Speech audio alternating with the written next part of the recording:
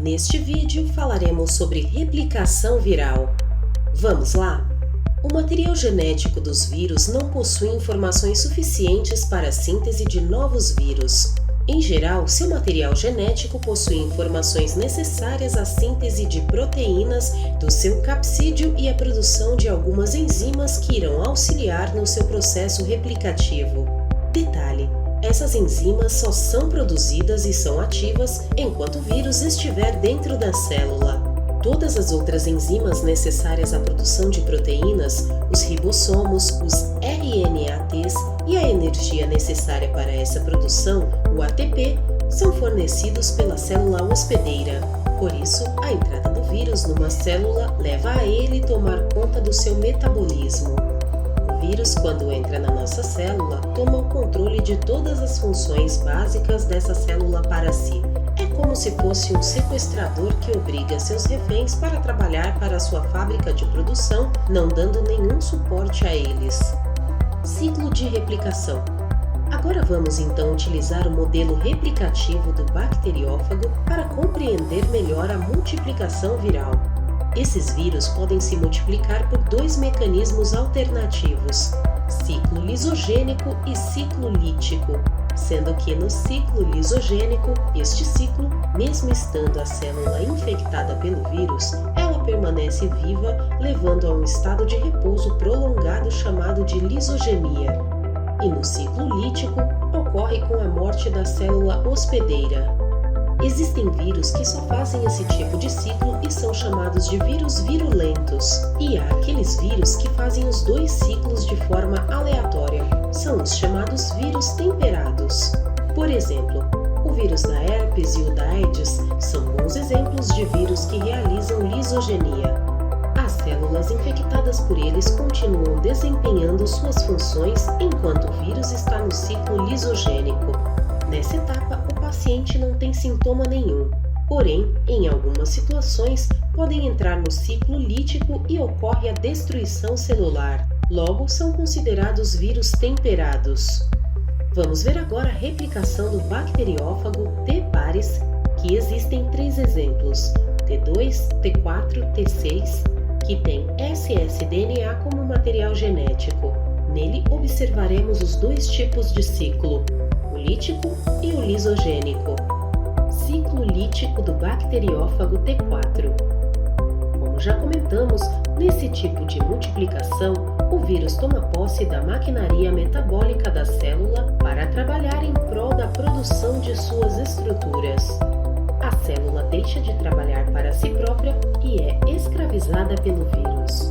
As fases do ciclo lítico podem ser divididas didaticamente em 5 fases. Primeira, adesão, adsorção. Segunda, penetração. Terceira, síntese de componentes virais, material genético e proteínas virais. Quarta, montagem e maturação. E quinta, liberação.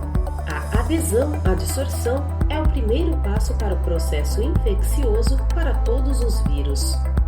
No início, essa ligação entre a proteína viral e seu receptor na célula hospedeira é fraca e reversível, mas se torna mais estável e irreversível. Penetração. Após a ligação irreversível do vírus à superfície da célula susceptível, o próximo passo é a entrada na célula de parte ou de todo o corpo viral, seguida da liberação do seu material genético no citoplasma. Essa parte do ciclo viral é diferente dependendo da complexidade do vírus. Pode ser por injeção do material genético, por endocitose ou por fusão do envelope do vírus com a membrana da célula. Biossíntese. Assim que o DNA do vírus alcança o citoplasma, inicia-se a biossíntese do material genético e das proteínas virais. Nessa fase, a síntese proteica da célula hospedeira é interrompida, já que o RNAM dessa célula sofre ações de enzimas virais. Agora é produzido o RNAM viral, e a partir dele são traduzidas proteínas que realizam a replicação do seu material genético.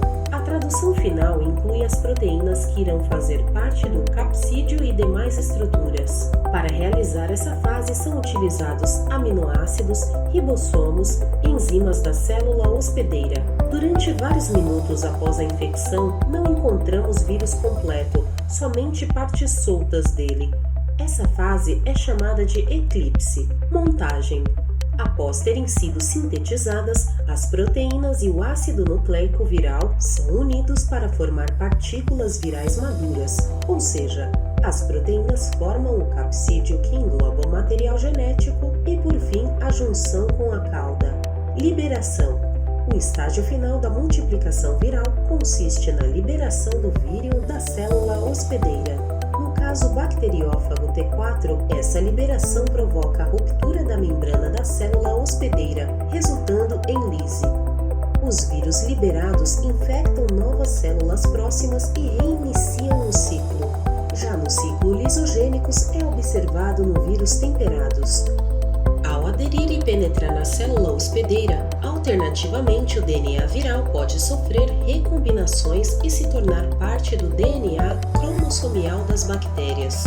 O DNA agora inserido chama-se prófago. Com essa junção, a maioria dos genes virais são agora desligados por proteínas virais que poderiam conduzir à síntese de novas partículas. O DNA do prófago também é replicado e permanece de forma latente.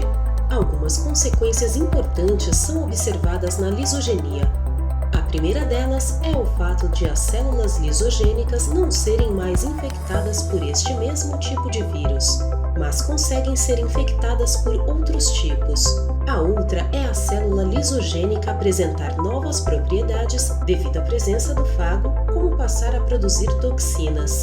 Por exemplo, o caso da bactéria Corynebacterium diphtheriae, causadora da difteria, é um patógeno cujo fator de virulência está relacionado à produção de uma toxina. Existem cepas dessa bactéria que não produzem essa toxina, mas aquelas que a produz é resultado da presença de um fago temperado, pois o gene que codifica a toxina está no material genético viral. Por hoje ficamos por aqui. Não deixe de conferir os outros materiais disponíveis na plataforma. Até mais!